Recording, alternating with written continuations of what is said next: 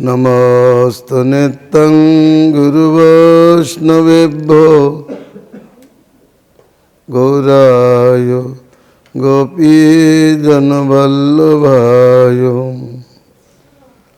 गन्धर्विका वै सखीमञ्जरीभ्यो श्रीमत्तुलस्यै ब्रजगौरधाम्ने नारायणं नमस्कृत्य नरं चैव नरोत्तमं देवीं सरस्वतीं व्यासं ततो जयमुदीरयेत्। श्रीचैतन्यं परमकरुणं प्रेमपूज्यं भजामि रामानन्दं परमरसिकं वैष्णवाग्रं नमामि। हरे कृष्ण कृष्ण कृष्ण हरे हरे हरे राम राम राम हरे हरे।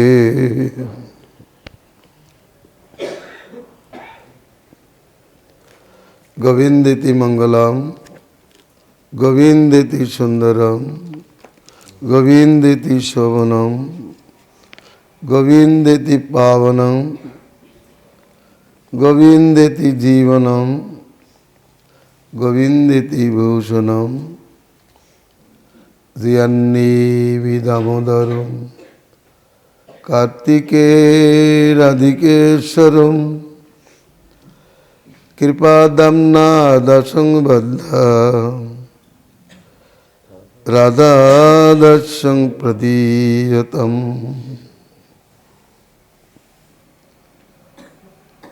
कार्तिके রাধিকেশ্বর নিবি দামোদর জয়যুক্ত হন,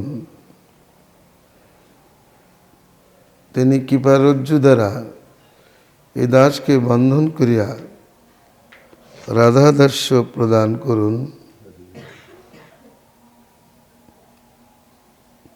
পরম বিজয়তে শ্রীকৃষ্ণ সংকীর্তনম শ্রী শ্রী কৃষ্ণ চৈতন্য চন্দ্র বিজয়তে তমম। শ্রী শ্রী চৈতন্য চরিতামৃত মধ্যলীলা অষ্টম পরিচ্ছেদ রামানন্দ সংবাদ সাধন নির্ণয়। গতকল্য আলোচিত হইয়াছিল গোপীভাব অঙ্গীকার পূর্বক রাত্রি দিন রাধাকৃষ্ণের বিহার চিন্তা করিতে করিতে সাধক সখীভাবে রাধাকৃষ্ণের চরণ প্রাপ্ত হয়। অন্তর্চিন্তিত দেহ বিশ্বনাথ চক্রবর্তী পাদ সিদ্ধ দেহে চিন্তি করে তাই সেবন সম্বন্ধে বলেছেন। এ সম্বন্ধে রূপ গোস্বামী পাদ কি বলেছেন সেটা আমাদের আলোচ্য বিষয়। তিনটে শ্লোক রূপ গোস্বামী পাদ বলেছেন রাগ ভজনের জন্য। প্রথমে বলেছেন সেবা সাধক রূপেণ সিদ্ধ রূপেণ চত্রহিম তদ্ভাব লিপ্সুনা কার্যম ব্রজলোকানুসারত। তদ্ভাব লিপ্সু ব্রজস্থিত তদ্ভাব সিদ্ধজনের আনুগত্য থাকিয়া সাধক দেহে ও সিদ্ধ দেহে প্রিয় সেবার অনুষ্ঠান করিবেন। এর অর্থ হল তদ্ভাব লিপ্সু মানে যিনি যে ভাব লাভ করিতে ইচ্ছা করেন তিনি সেই ভাবের ভাবুকের আনুগত্যেই অভীষ্ট সেবা করিবেন। যার ভাব লাভ করিতে ইচ্ছা করেন, যার ভাব পছন্দ, তারই আনুগত্যে অভীষ্ট সেবা করিবেন। যদি কেউ তাম্বুল সেবা করিতে অভিলাষ করেন, তাহলে তাম্বুল সেবায় যিনি অভিজ্ঞ তার আনুগত্যেই তাম্বুল সেবা করিবেন। সাধক দেহে রূপ রঘুনাথ আদি ব্রজবাসীগণের অনুসরণে ও সিদ্ধ দেহে রূপমঞ্জরী রতিমঞ্জরী আদি ব্রজবিলাসিনীগণের অনুসরণে প্রিয় সেবা করিবেন, এইরূপ অর্থ। সাধক দেহ বলতে কি বোঝায়? যে দেহে সাধন হয়, যিনি সাধন করেন তাকে তো সাধক বলে। কিন্তু রূপ গোস্বামী পাদ বলেছেন, যে সে ব্যক্তি সাধক নহেন, সাধন করিলেও যে সে ব্যক্তি সাধন নহেন, সাধক নহেন। কেন নহেন? কাকে তিনি সাধক বলেছেন? তিনি বলেছেন, যুগল মন্ত্রে দীক্ষিত অনর্থমুক্ত রতিপ্রাপ্ত দেহই সাধক দেহ। অনর্থমুক্ত রতিপ্রাপ্ত দেহই সাধক দেহ। কারণ প্রাকৃত ভোগবহুল অনর্থযুক্ত দেহকে পণ্ডিতগণ সাধক দেহ বলেন না। তিনি কি বলেছেন? সাধকের সংজ্ঞা বলেছেন, উৎপন্ন কৃষ্ণ রতায় নর্বিঘ্ন মনুপাগতঃ কৃষ্ণ সাক্ষাৎকারে যজ্ঞ সাধক পরিকীর্তিত। যার কৃষ্ণের প্রতি রতি উৎপন্ন হয়েছে কিন্তু এখনো বিঘ্ন যায় নাই, বিঘ্ন আছে, অথচ কৃষ্ণ সাক্ষাৎকারী যজ্ঞ, তাহাকেই সাধক বলা হয়।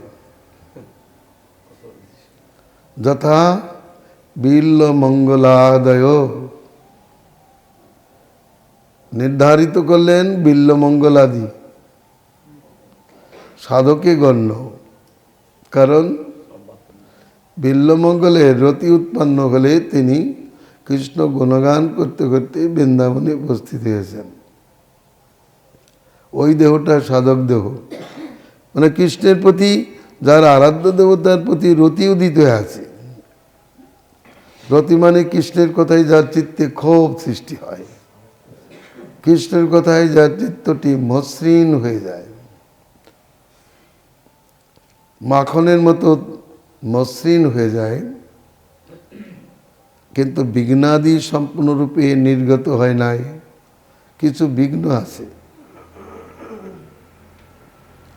অথচ কৃষ্ণ সাক্ষাৎকারী যোগ্য, তাহাকেই সাধক বলা হয়েছে। ভক্তি স্তম্ভিত সিন্ধুতে এরূপ বলছেন, অতএব নিবৃত্ত অনর্থ কৃষ্ণ রতি প্রাপ্ত দেহই প্রকৃত সাধক দেহ। এর আগের যে দেহ রূপের বিচারে সেটা প্রকৃত সাধক দেহ নয়।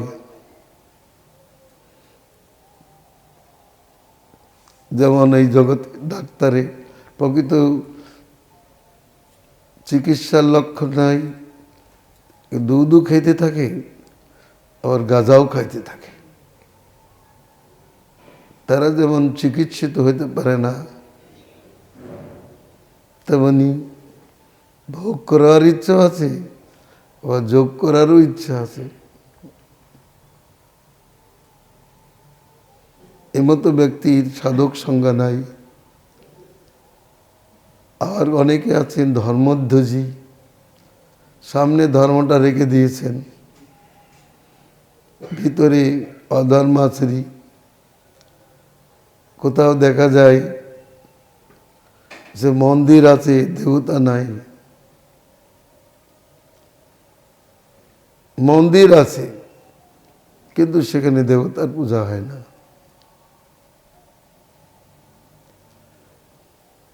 এই হচ্ছে ধর্মধ্বজিতা। ধর্মের ধ্বজা আছে, ধর্মাচরণ নাই।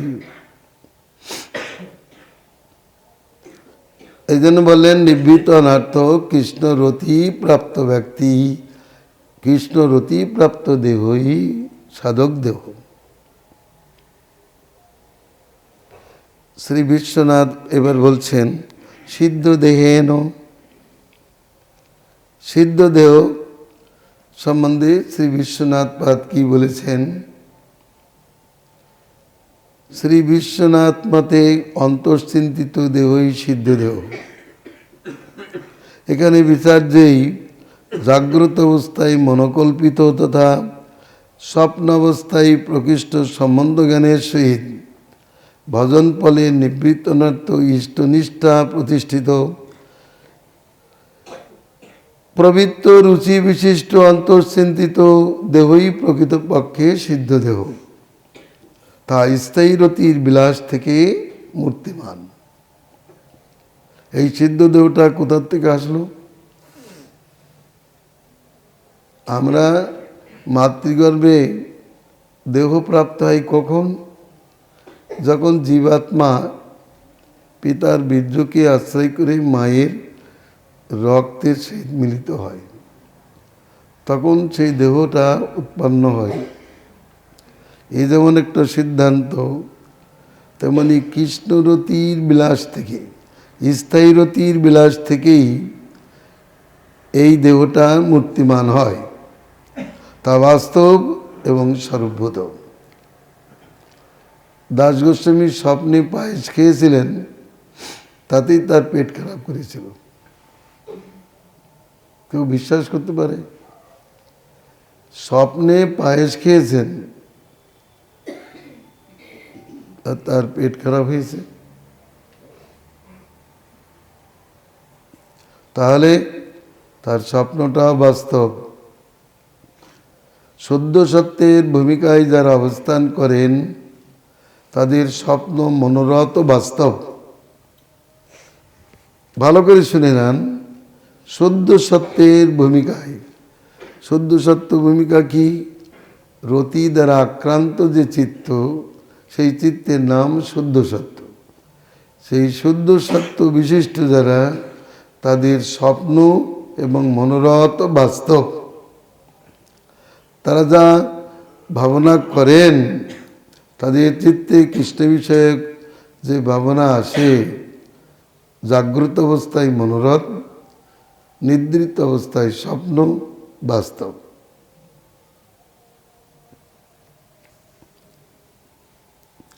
অনর্থগ্রস্ত সাধকের মানসিক ও দৈহিক রুচি ন্যূনাধিক অনর্থজনিত। তাদৃশ রুচি অস্থিরা, স্থায়ী বা বর্জিতা। অতএব তাদৃশ রুচি ভরে চিন্তিত দেহ প্রকৃতপক্ষে সিদ্ধ দেহ নহে। অন্তশ্চিন্তিত দেহ মানেই ভাবনাময় দেহ, মানস দেহ। ভাবনা আছে ভাব অর্থাৎ রতি থেকে। নিবৃত্ত অনর্থ শান্ত চিত্তে ইষ্ট বিষয়ে প্রথম ক্ষোভ হইতেই রতির অভ্যুদয়। সেই রতি সহজরূপেই নিরন্তরা। অতএব সিদ্ধ দেহ সর্বতভাবে রতিভাবিত দেহ। রতিভাবিত দেহ অর্থাৎ সার কথা হলো প্রাপ্ত রতির অন্তর্ভাবিত দেহই সিদ্ধ দেহ। উনি বলেছেন ব্রজে বাস করবে কিভাবে, সেবা করবে কিভাবে। সেবা ও ব্রজবাস রহস্য সেই নিজেপ্সিত কৃষ্ণং স্মরং জনং চস্য প্রেষ্টং নিজ সমিতং তত্তৎকথা রতোস্তাসৌ কুর্যাদ্বাসং ব্রজে সদা। নিজের ঈপ্সিত, নিজের অভীষ্টপ্রদ প্রিয়তম কৃষ্ণ এবং তদীয় প্রেষ্ঠজনকে স্মরণ করিতে করিতে তাদের কথায় রত থাকিয়া সর্বদা ব্রজে বাস করিবেন। তাদের কথায় রত থাকিয়া গোবর্ধন পরিক্রমা হচ্ছে, সংসারের সকল কথা বলতে বলতেই চলছে, তাহলে কিন্তু পরিক্রমা হলো না।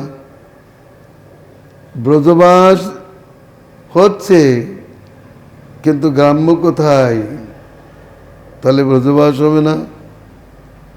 রতিপ্রাপ্তের মুখে তো গ্রাম্য কথা আসবেই না, আর রতিপ্রাপ্ত যে না তার মুখে তো কৃষ্ণ কথা সবসময় থাকবে না, থাকতে পারে না। তাদের কথায়, রাধাকৃষ্ণের কথায় রত হয়ে তারা কি বলছেন, যেমন কুসুম সরোবরে কথা কাটাকাটি হচ্ছে, সেই কথাগুলো একটু আলোচনা করতে করতেই ব্রজবাস করিবেন। স্মরণ, মুখে কীর্তন, অন্তরে স্মরণ। হরিনাম যেমন ভক্তিবিনোদ ঠাকুর বলেছেন, এই লীলা চিন্তু আর করো সংকীর্তন। অচিরে পাইবে তুমি ভাবই উদ্দীপন। ব্রজবাসের উদ্দেশ্য ব্রজস্থ আরাধ্যের সেবা সান্নিধ্য লাভ। আরাধ্যের সান্নিধ্য বিনা অন্তরঙ্গ সেবা সম্ভব হয় না। যারা দূর দেশে বাস করে তাদের সেবকের নাম অধিকৃত দাস। যেমন ব্রহ্মাদি দেবতাগণ, এরা অধিকৃত দাস। কোথায় গোলক বৃন্দাবন আর কোথায় মায়ার ধাম। এরা মায়ার ধামে ভগবানের আজ্ঞা পালন করছেন, এদের নাম অধিকৃত দাস। কিন্তু অন্তরঙ্গ সেবা করতে গেলে কোন দাস হতে হবে? ভগবানের 4 প্রকার দাসের পরিচয় আমরা ভক্তির সমিত সিন্ধু থেকে জানতে পারি। অধিকৃত, আশ্রিত, অনুগ, পার্ষদ। ব্রহ্মাদি দেবতাগণ যারা জগৎ কার্য নিয়ে আছেন তারা অধিকৃত দাস। ভগবান বলেছেন, ব্রহ্মা তুমি সৃষ্টি করো, বিষ্ণু তুমি পালন করো, শিব তুমি সংহার করো ইত্যাদি।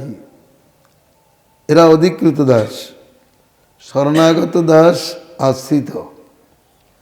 জরাসন্ধের কারাগারস্থ রাজগণ ছিলেন শরণাগত ভক্ত। আর অনুগ, যারা নিরন্তর প্রভুর পিছনে পিছনে চলেন সেবার জন্য। আর পার্ষদ, এরা 2 জন অন্তরঙ্গ সেবায় থাকেন। অন্তরঙ্গ সেবা করতে গেলে সেব্য যদি ব্রজে থাকেন তাহলে তাদেরকে বুঝে থাকতে হবে। কারাগারে থেকে আশ্রিত হওয়া যাবে, দূরে থেকে মায়ার নামে থেকে তার আজ্ঞা পালনে অধিকৃত দাস হওয়া যাবে। কিন্তু অন্তরঙ্গ সেবা করতে গেলে তার নিকটে থাকতে হবে। তিনি রাধার সহিত কুঞ্জে সেবা প্রায়ণ। অতএব তার সেবা করতে গেলে কুঞ্জে থাকতে হবে। আমি তো সানন্দ সুখদ কুঞ্জ বাসী। প্রাণ জোড়ানো কথা পরিচয় দিচ্ছেন ছিল ভক্তিবিনোদ ঠাকুর। আমি তো সানন্দ সুখদ কুঞ্জবাসী, সর্বদা রাধিকা চরণ সেবা অভিলাষী। তা না হলে সম্ভব না। আমি ঘরে বসে থাকবো, তারা কুঞ্জে বিলাস করবেন, আমি কি সেবা করতে পারবো? পারবো না। ব্রজবাসের তাৎপর্যই আরাধ্যের সান্নিধ্য বিনা অন্তরঙ্গ সেবা সম্ভব হয় না। আজ্ঞাপালী অধিকৃত দাস দূরে থাকিয়া প্রভুর আজ্ঞা সেবা করেন বটে, কিন্তু পার্শ্বদের ভাবে আকৃষ্ট, তার প্রয়াস দ্বারা সেবা সিদ্ধ হয় না। অতএব আরাধ্য ব্রজবিলাসী বলিয়া তার সেই বিলাসী সেবা করিবার জন্য সেবকের ব্রজবাস অত্যাবশ্যক। এই জন্য তো রাধাকুণ্ডের কুঞ্জে সেখানে কুঞ্জ খুলেছেন, রাধাকুণ্ডের পাশে কুঞ্জ খুলেছেন কারা? উত্তরে রূপমঞ্জরি, উত্তরে যেমন ললিতা সখীর কুঞ্জ আছে তেমনি রূপমঞ্জরির কুঞ্জ আছে। অষ্টদিকে অষ্ট সখীর কুঞ্জ আছে। তারা এখানে কুঞ্জ করেছেন কেন? তারা থাকেন তো যাবটে, তারা অধিকাংশই থাকেন যাবটে, কিন্তু যাবটে থেকে তো যুগল সেবা হয় না, রাধাকুণ্ডেই যুগল সেবা হয়। স্বাধীনভাবে যুগল সেবা রাধাকুণ্ডেই হয়। বৃন্দাবন কুঞ্জাদিতে সবসময় স্বাধীনভাবে যুগল সেবা হয় না, বিঘ্ন হয়। অন্যান্য সখীরা তাতে বিঘ্ন উৎপাদন করে।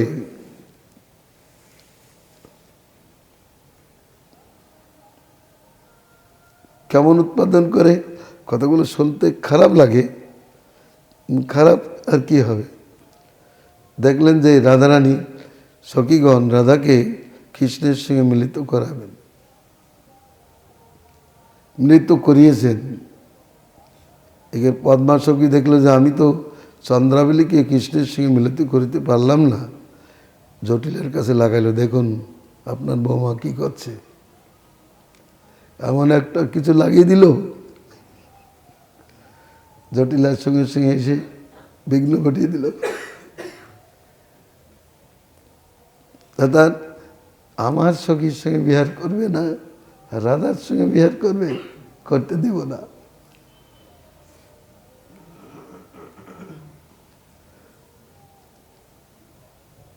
বিঘ্ন লাগে দিল।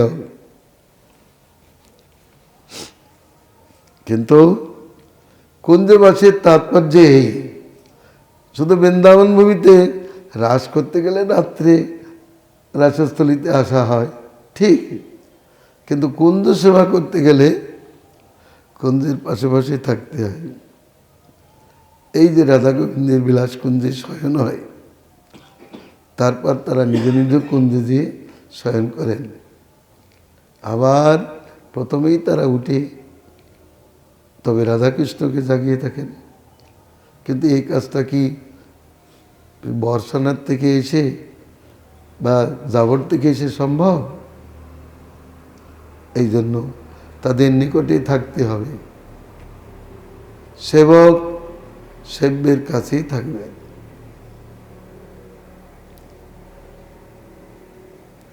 আর এই জন্য বলছেন পূর্বোক্ত শ্লোকে বিভাবের বৈশিষ্ট্য বর্ণিত হয়েছে।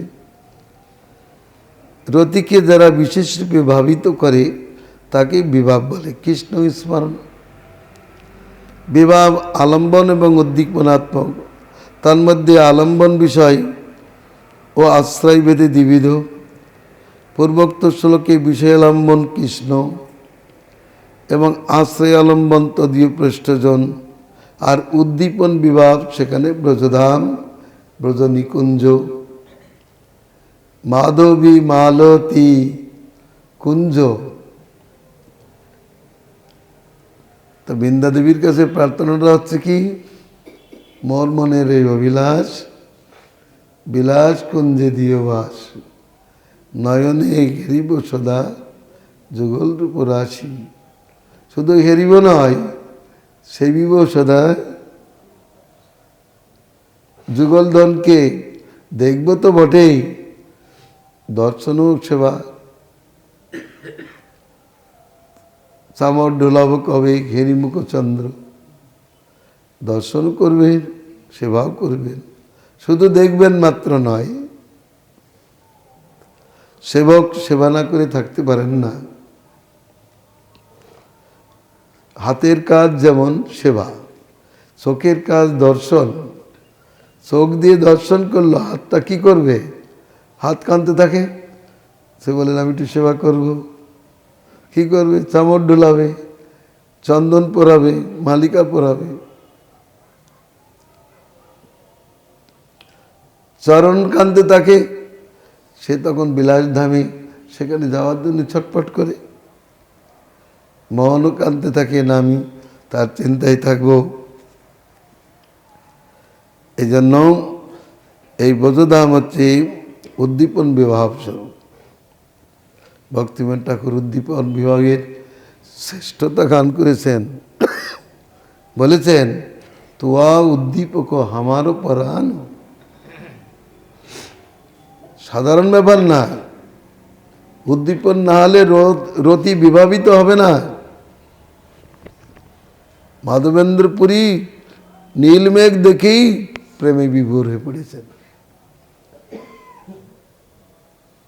কোন এক ছবি কৃষ্ণের প্রতি রতিপ্রাপ্ত, বিবাহ হচ্ছে কি করে? ময়ূর কণ্ঠ দেখেই কাঁদতে আরম্ভ করেছেন, চিৎকার করতে আরম্ভ করেছেন। কৃষ্ণের প্রতি রতিপ্রাপ্ত হয়ে রাধারানী কি করছেন? বারবার যমুনার দিকে দৃষ্টি দিচ্ছেন, নীলমেঘের দিকে চেয়ে আছেন, চুল খুলে দেখছেন, ময়ূরের কণ্ঠ দেখে চিৎকার করেন। না, মুখরা দেবী বলছেন পর্ণবাসীকে, হে দেবী, রাধার যে কি গ্রহ লেগেছে আমি তো চিন্তা করতে পারছি না। সবসময় আকাশের দিকে চেয়ে থাকে, ময়ূরের কণ্ঠ দেখে চিৎকার করে, চুল খুলে আবার দেখতে থাকে। কি গ্রহ যে রাধার লেগেছে আমি তো বুঝতে পারছি না।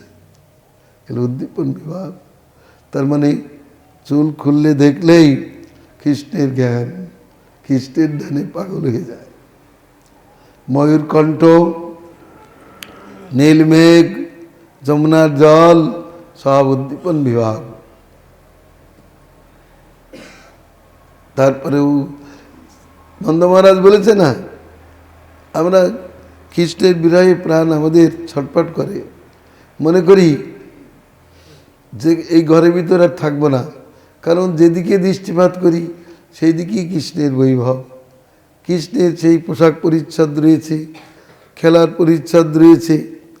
চোখ বন্ধ করলে কৃষ্ণকে দর্শন করি, মনে করি ঘরে থাকবো না, চলে যাই গোবর্ধনের দিকে। গোবর্ধনে এসে গোবর্ধনে তার লীলার কথা স্মরণ হলে আমাদের চিত্তবৃত্তি একবার শীতল হয়ে যায়। তার মানে গোবর্ধন বিরাট উদ্দীপন বিভাগ। গোবর্ধন পর্বত জামুনতীর, এগুলো সব উদ্দীপন বিভাগ। আমরা গান করি বটে, কিন্তু অর্থ জানি না, শুধু সুর করে গেলেই হবে না, এর অনুভব করতে হবে। তো এ গান ভালো লাগবে কার? যার কৃষ্ণ আলম্বন হয়েছে।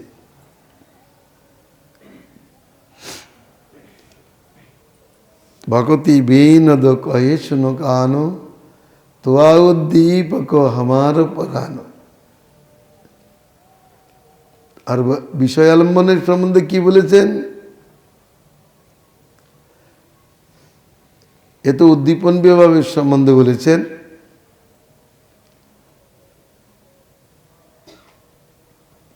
আর আলম্বন সম্বন্ধে কি বলেছেন?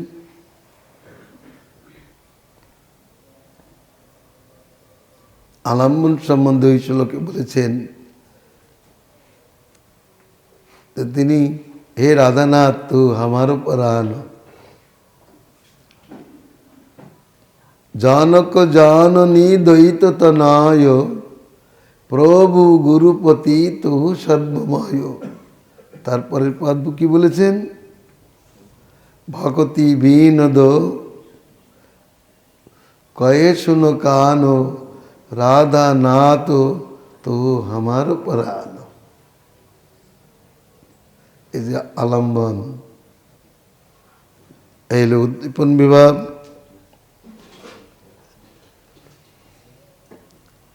তদীয় পৃষ্ঠজনের স্মরণ তথা ব্রজবাসীর আবশ্যকতা অপরিহার্য বিষয়, একে ফেলা যাবে না। লবণীয় বস্তুর স্মৃতি এবং সান্নিধ্য বিনা যেরূপ লবোদয় হয় না, তদ্রূপ সেবা, সেব্য এবং সেবাধামের সান্নিধ্য বিনা স্বরূপ সেবার উদয় হয় না। তার জন্য এই ব্রজবাস কর্তব্য রূপেই নির্ধারিত হয়েছে। ভাবনাময় দেহের পরিচিতি, নিজেকে ভাবনাময় দেহে সখীদের সঙ্গিনী তাদের সেই সেই কৃপালঙ্কারে ভূষিতাম ও আজ্ঞা সেবা পরারূপে চিন্তা করিবেন। রূপ গোস্বামীপাদ বলেছেন, সখীনাং সঙ্গিনী রূপাম আত্মানাং বাসনাময়ীম আজ্ঞা সেবা পরং তত্তদ কৃপালঙ্কার ভূষিতম। নিজেকে বাসনাময় দেহে সখীদের সঙ্গিনী রূপের পশ্চাতে আমি রহিব দাঁড়াইয়া, যুগল বিলাস দেখব আমি তার পিছনে থেকে, এই রূপ ভাবনা। নিজেকে বাসনাময় দেহে সখীদের সঙ্গিনী রূপে তাদের সেই সেই কৃপা অলঙ্কারে ভূষিত হইয়া আজ্ঞা সেবা পরারূপে নিজেকে চিন্তা করিবেন। তিনি আজ্ঞা করেছেন সেই সেবা আমরা করিতেছি, এইরূপ ভাবনা করিবেন।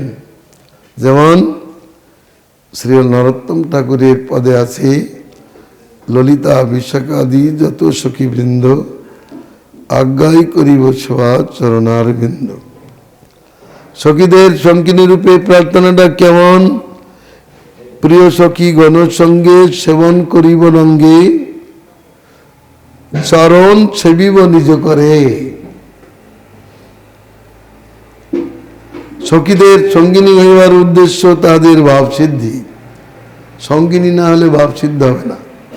যেমন সঙ্গ হইতেই সব ভাব সিদ্ধ হয়, সঙ্গ হইতে স্বভাবের উদয় হয়। যেরূপ ভক্তি সিদ্ধির জন্য ভক্ত সঙ্গের প্রয়োজন, সেইরূপ সখী ভাব সিদ্ধির জন্য সখীর সঙ্গতি প্রয়োজন। কি বুঝলেন?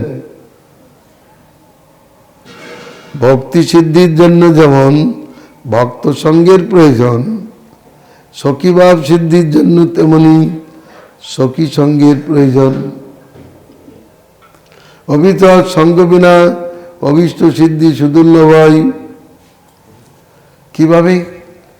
কেন হবে না? সঙ্গ না করলে কি হবে না? বলছেন না।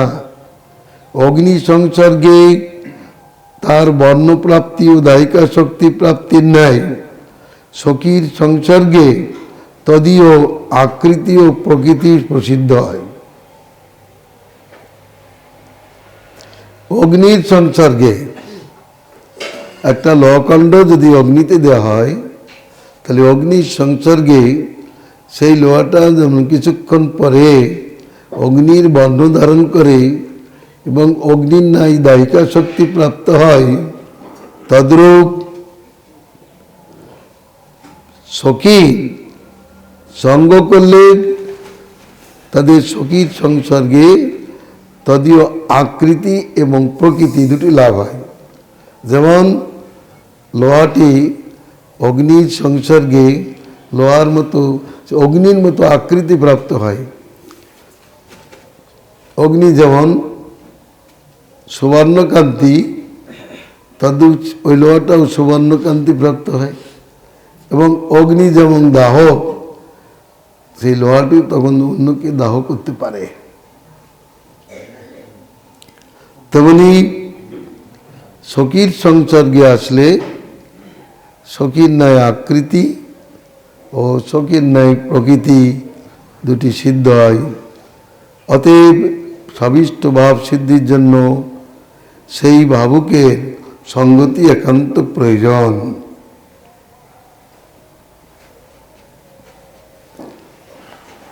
এই পর্যন্ত ওই দিনের আলোচনা।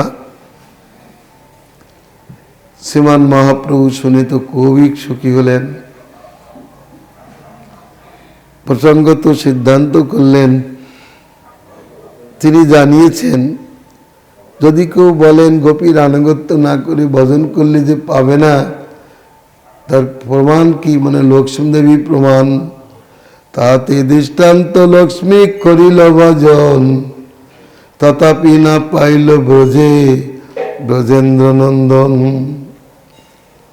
নায়ং শ্রিয়ঙ্গ নিতান্ত রতে প্রসাদম শারদচিদাং নলিন গন্ধ রুচং কুতন্নাম রাসোৎসবেৎস বুধদণ্ড গৃহীত কণ্ঠ লব্ধাশি সংয উদগাদ ব্রজ সুন্দরীনম।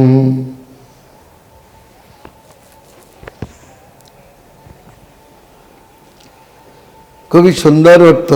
ঘূর্ণিত মস্তকে উদ্ধব রাসস্থলিতে গোপীদের প্রতি কৃষ্ণের প্রসাদ স্মরণ করে বলিতেছেন ও উ উ শব্দ হতে খুব শিহরণের সহিত ও রাসস্থলিতে ভগবান শ্রীকৃষ্ণ তার ভুজদণ্ড দ্বারা যাদের কণ্ঠ ধারণ করিয়া তাদের প্রতি যে সম্পত্তি প্রেমাশিস দান করিয়াছেন, একান্ত অঙ্গ সংশ্রয়া লক্ষ্মী দেবী পদ্মগন্ধ বিশিষ্টা স্বর্গীয় রমণীগণ তা প্রাপ্ত হন নাই, বা দ্বারকার মহিষীগণ এভাব এই প্রসাদ লাভ করিতে পারেন নাই। অন্যের কি কথা?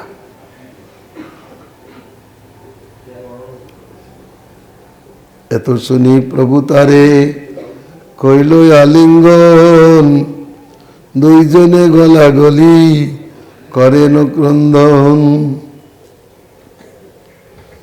শ্রীমান মহাপ্রভু এতই সন্তুষ্ট হয়েছেন যে তাকে বুকে তুলে নিলেন। তুমি আমার বুকে থাকো, তোমার মুখে কথা শুনবো আর তুমি আমার বুকে থাকবে। মানুষ আলিঙ্গন করে কখন? তাকে অতি প্রিয় জ্ঞান করি তো আলিঙ্গন করে। সংসারে কে কাকে আলিঙ্গন করে বলুন তো? বন্ধু বন্ধুকে আলিঙ্গন করে, পিতামাতা পুত্রকে আলিঙ্গন করে, অতি বন্ধু জ্ঞান করে, আপন জ্ঞান করে। স্বামী স্ত্রীকে আলিঙ্গন করে, অতি প্রিয় জ্ঞান করি তো, তা না হলে তো হয় না। বুকে রাখে কে? আপন জন।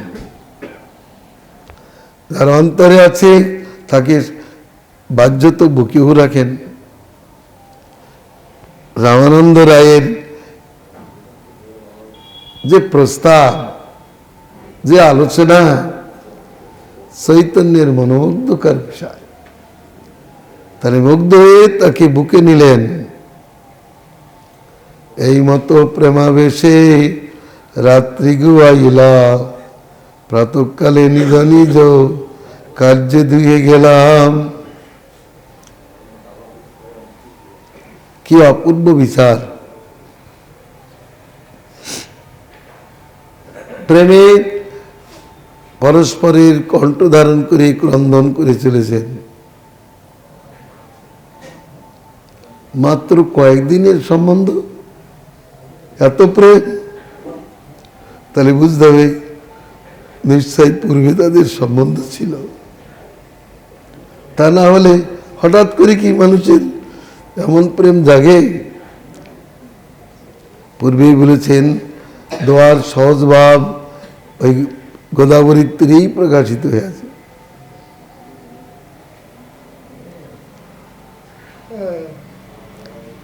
যাই হোক, প্রাতঃকালে নিজ কীর্তি চলে গেলেন। বিদায় সময়ে প্রভুর চরণে ধরিয়াম রামানন্দ রায় কহে বিনতি করিয়াম, মোরে কৃপা করিতে তোমার ইয় আগমন, দিন দশ রহিষদ মোর দুষ্ট মন। তোমা বিনয় অন্য নাহি জীব উদ্ধারিতে, তোমা বিনয় অন্য নাহি কৃষ্ণ প্রেম দিতে।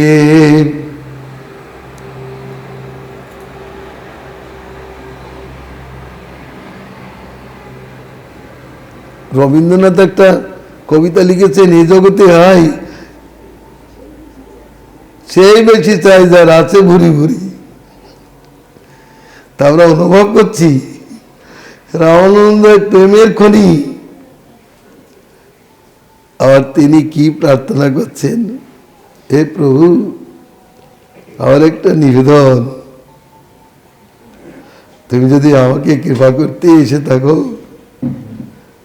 আর কিছুদিন থেকে যাও, 2-1 দিনে চিত্ত শোধন হবে না। আমার এই দুষ্ট মনকে তুমি সঙ্গ দিয়ে শোধিত করো। তার মনটা কি দুষ্ট মন? তার মনটা তো শিষ্ট মন। কিন্তু কোটিপতির কাছে যদি জিজ্ঞাসা করা হয় আপনার কত ধন আছে, ওই অল্প কিছু আছে, এরকমই বলে থাকেন, বেশি কিছু নেই, অল্প কিছু আছে। অথচ তিনি লোকের বিচারে কোটিপতি। প্রেম রাজ্যের এই বিচার, প্রেমের স্বভাব যাহা প্রেমের সম্বন্ধ, সেই মানে কৃষ্ণে মোর নাই ভক্তি গন্ধ।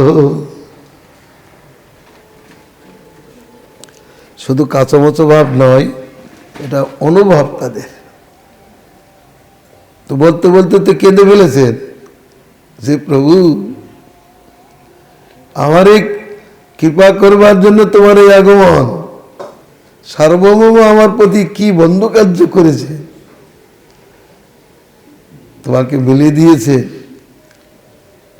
কিন্তু দিন 10 থেকে যাও, দুষ্ট মনকে তুমি শোধিত করো। তোমার বিনা আমার শোধনের কোনো দিক পাচ্ছি না, তুমি বিনা অন্য কেউ যে আমাকে শোধিত করবে এ আমার মনে হয় না। আমি এতদিন দক্ষিণ ভারতে আছি,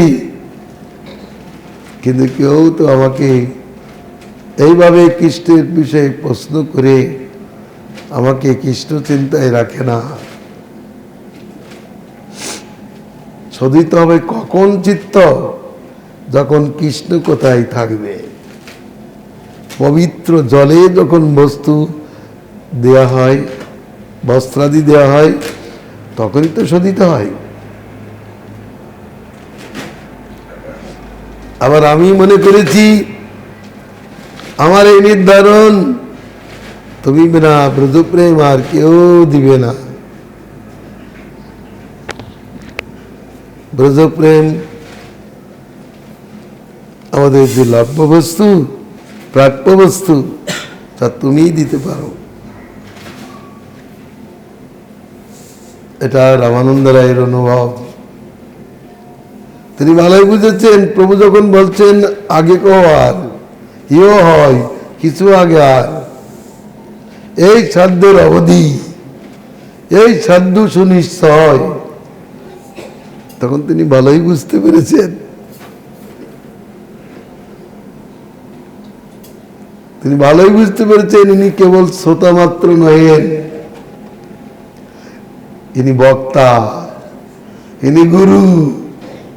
অতএব রামানন্দ রায় বললেন, প্রভু তুমি তো আমার মুখে বক্তা, আবার আমার কাছে তুমি শ্রোতা। প্রভু কই আইলাম শুনি তোমার গুণ, কৃষ্ণ কথা শুনি শুদ্ধ করাইতে মন। জৈসে শুনিলু তৈসে দেখলু তোমার মহিমা, রাধা কৃষ্ণ প্রেম রস জ্ঞানের তুমি সীমা।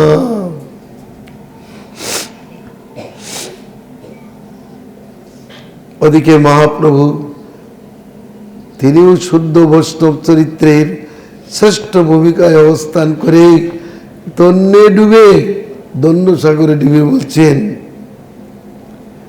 আমি তো তোমার গুণ শুনে তোমার কাছে কৃষ্ণ কথা শুনবার জন্য আসিয়াছি। তোমার মুখে কৃষ্ণ কথা শুনে আমার মনটাকে আমি শুদ্ধ করবার জন্য এখানে আসিয়াছি। যেমন শুনেছি তেমনই দেখিলাম। আমার মনে হচ্ছে তুমি রাধা কৃষ্ণের প্রেম রস জ্ঞানের সীমা নির্ধারণ করে দিলেন। সীমার পরে আর যেমন তার অধিকার থাকে না, সীমার পরে আর কিছু থাকে না। তদ্রূপ রাধা কৃষ্ণের প্রেমরস জ্ঞানের তুমি সীমা। 10 দিনের কথা, যাবৎ আমি জীব তাবৎ তোমার সঙ্গ ছাড়িতে নারিব। নীলাচলে তুমি আমি থাকিব এক সঙ্গে, সুখে গুয়াইব কাল কৃষ্ণ কথা রঙ্গে।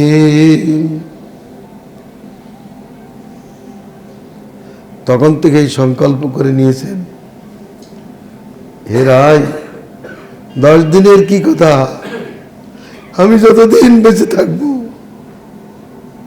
ততদিন তোমার সঙ্গ আমি ছাড়তে পারবো না। আমি নীলাচলে তোমার সঙ্গে কৃষ্ণ কথা রঙ্গে কাল যাপন করব।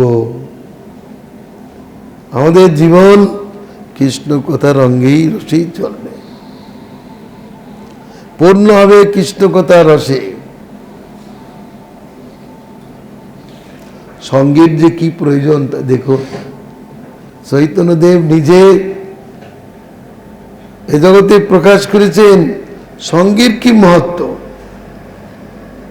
আজকাল 2-4 দিন দীক্ষা হরিনাম নিয়ে তারা নির্জন বদন প্রয়াসী হতে চায়, সাধু সঙ্গ করে না। তারা কি ভক্তি রসে তরঙ্গ প্রাপ্ত হবে? বায়ু না থাকলে নদীর তরঙ্গ হয় না, সঙ্গ না হলে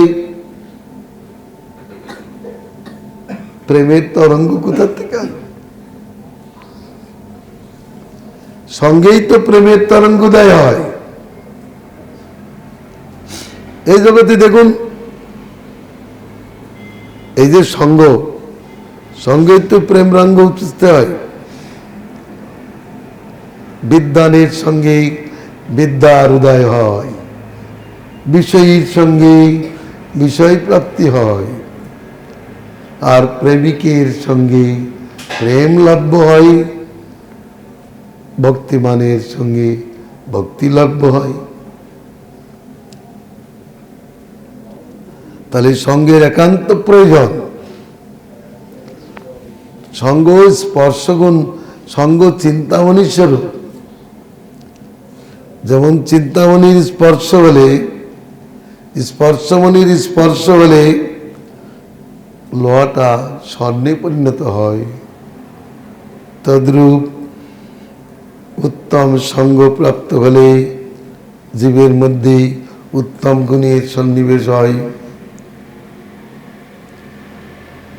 আমাদের শাস্ত্র বলেছেন, হিয়তে হি মতিস্তাত হীনৈচ সমাগমাৎ সমস্তু সমতামেতি বিশিষ্টৈস্ত বিশিষ্টতাম। হীন ব্যক্তির সঙ্গ হলে মতিহীনতা প্রাপ্ত হয়, সমব্যক্তির সঙ্গে সমতা প্রাপ্ত হয়, আর উত্তম ব্যক্তির সঙ্গে বিশিষ্ট ব্যক্তির সঙ্গে মতি বিশেষ ভাব প্রাপ্ত হয়। অতএব সঙ্গ একান্ত প্রয়োজন। ভাগবত বলেছেন, সৎসঙ্গ বর্জিত যে নির্জন বাস তাও পরিত্যাগ করিবে।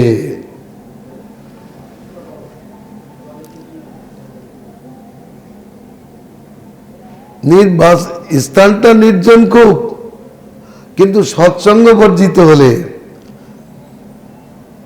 সেখানে বাস করবে না। ভাগবতী অন্যত্র বলছেন, যেখানে কৃষ্ণের কথার প্রভাব নাই, যেখানে সাধু সঙ্গের ব্যবস্থা নাই, যেখানে হরির উদ্দেশ্যে মহোৎসব সম্পাদিত হয় না, সুরলোক হইলেও সেই স্থানের বাস করা উচিত না। সৎসঙ্গ থেকে সব কিছু লাভ হয়। সৎসঙ্গ থেকে বিবেক, রতি, মতি, প্রীতি, ভক্তি, ভগবত প্রাপ্তিও লাভ হয়। অতএব চৈতন্যদেবের এই কথা থেকে আমরা বুঝতে পারছি, তিনি বলছেন তুমি আর আমি নীলাচলে থাকবো কৃষ্ণ কথা রঙ্গে। আদৌ কেউ বলতে পারেন, দেখেছেন মহাপ্রভু নিজে সংসার ছেড়ে দিলেন আর একটা রাজার সঙ্গে সবসময় হরিকথা করতে ভালোবাসেন।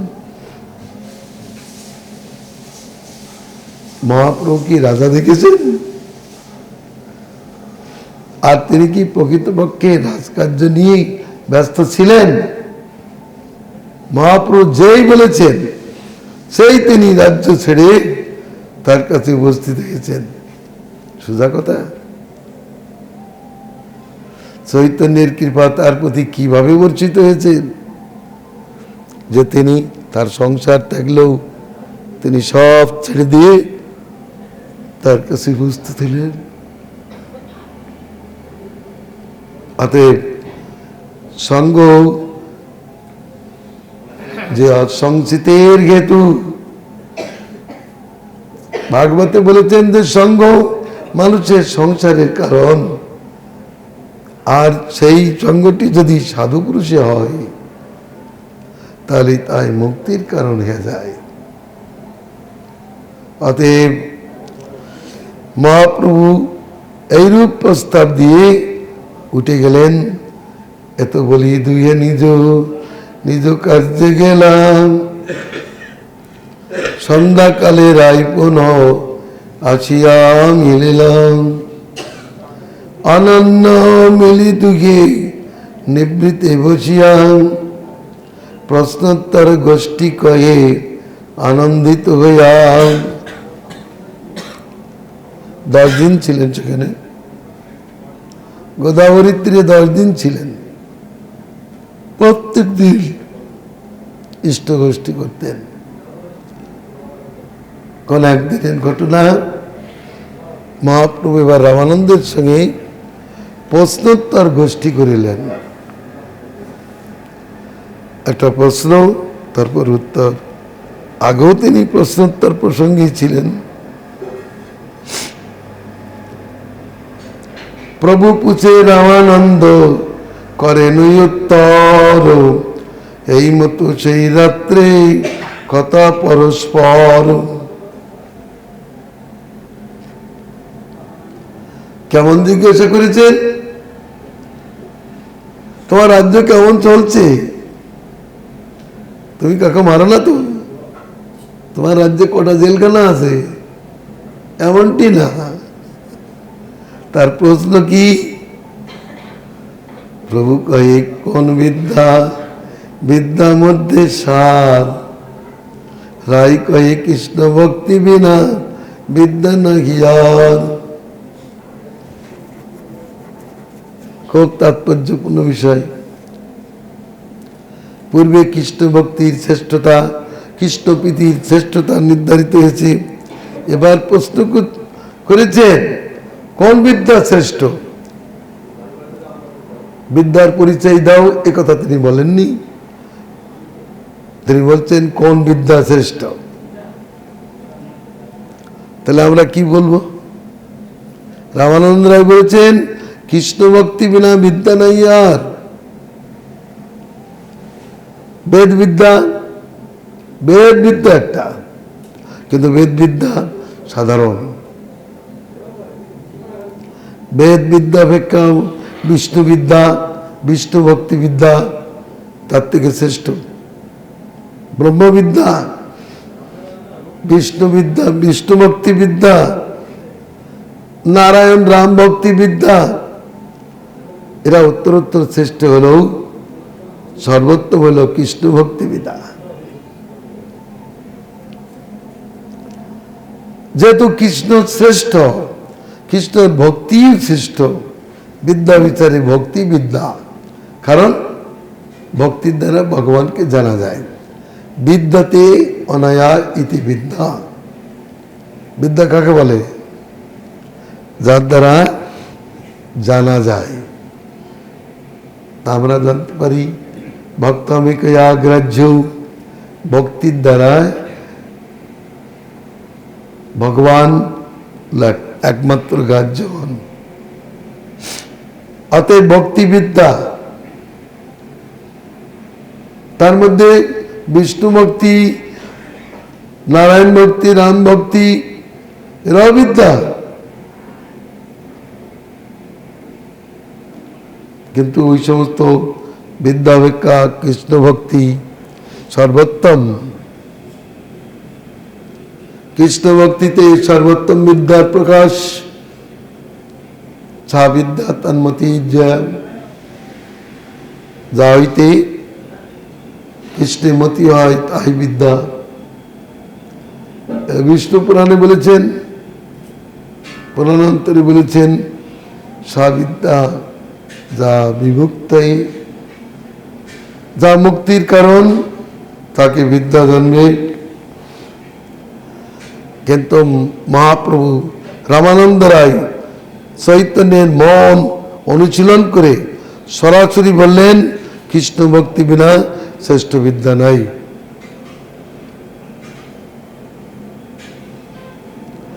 ব্রহ্মা ওই কথা বলেছেন, এ ভগবান আপনার ভক্তি বিদ্যা, তাই শ্রেয় লক্ষণ যুক্ত। এক ভগবান নিজেই বলেছেন, আমি ভক্তির দ্বারা বেদ্য হই, জ্ঞান যোগ তপস্যাদি দ্বারা নয়। তাহলে আমরা এইটুকু জানলাম, ভক্তির মধ্যে বিদ্যা গুণ রয়েছে চরম। যে ভক্তিমান সে বিদ্বান, যে কৃষ্ণ ভক্তিমান সেই প্রকৃত বিদ্বান। শুধু বিদ্বান নয়, সে বিদ্বান শিরোমণি, শ্রেষ্ঠ বিদ্বান। দেখা যায় বিদ্যা লক্ষণ দেখুন না, কৃষ্ণ ভক্তের মধ্যে যে বিদ্যা বিলাস, অন্যান্য ভক্তের মধ্যে সেই বিদ্যা বিলাস থাকে না। কৃষ্ণ ভক্তি হইতেই প্রকৃত তত্ত্ব জ্ঞানের উদয় হয়। ভগবতী বাসুদেবী ভক্তি যোগ প্রযোজিত জনয়িত্বা সুবৈরাগ্যং জ্ঞানঞ্চ যত হইতুকম।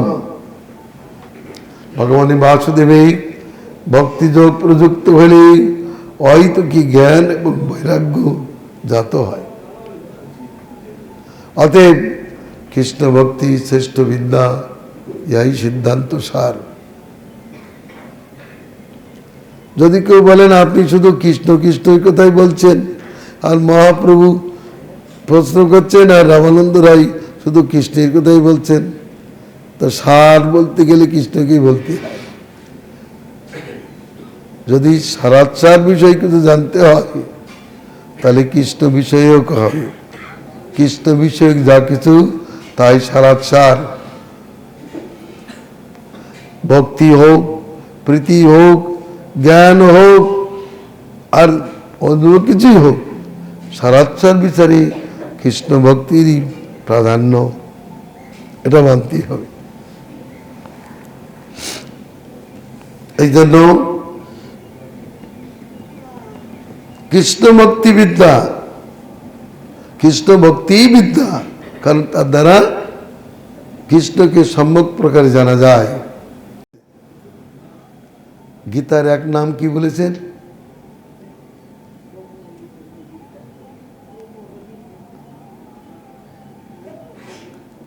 ওর হেডিং, ওর পদের শেষে কি বলেছেন?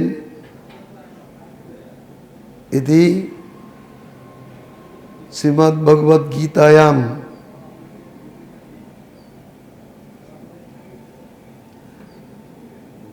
ভীষ্ম পর্বে গীতা, এটা ব্রহ্মবিদ্যা।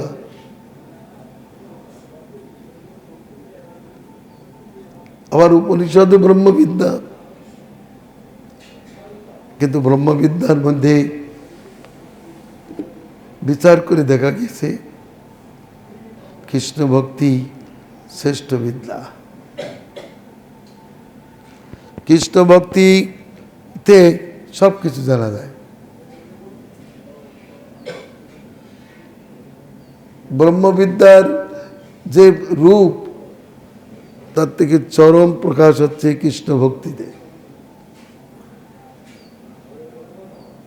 এই কথাটা সকলেই ধরতে পারে না। আমি আগেই বলেছি, বিষ্ণু ভক্তির অবতার ভক্তি বা নারায়ণ ভক্তি, রাম ভক্তি, এসব বিদ্যা, তাতেও বিদ্যা আছে, কিন্তু উনি জিজ্ঞাসা করেছেন শ্রেষ্ঠ বিদ্যা কি। সেই জন্য কৃষ্ণ ভক্তিকেই শ্রেষ্ঠ বিদ্যারূপে নির্ধারণ করিয়াছেন। জয় গোবিন্দ। ভগবান প্রসন্ন হন, আমাদের অনুষ্ঠান তার প্রীতির নিমিত্ত হোক।